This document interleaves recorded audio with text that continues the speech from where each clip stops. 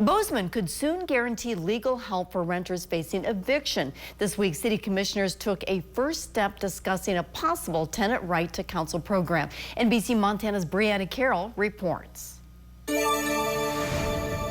Nationwide, 19 cities and 5 states have a tenant right to counsel program. That's according to the National Coalition for a Civil Right to Counsel. In these jurisdictions, tenants facing eviction have guaranteed access to legal services regardless of their ability to pay. In Bozeman, commissioners are considering implementing a similar program. According to city officials, there were 123 landlord-tenant actions filed within city limits in 2024. Landlords were represented in 109 of these actions, while tenants were represented in just 4. Supporters of the program believe that implementing tenant right to counsel in Bozeman could reduce the number of evictions and, in turn, keep more residents in their homes. Right to counsel is a common sense solution to a power imbalance that is resulting in tenants ending up on the streets.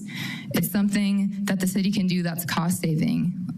When we stop upstream problems, downstream tenants becoming homeless is much more costly to the city. But opponents say it's not that simple, and the root issue, the area's high cost of housing, will only be exacerbated if tenant right to counsel is adopted. Property taxes take 1.5 months of rent per property on average that I have in this state, and out of state it's less than a month.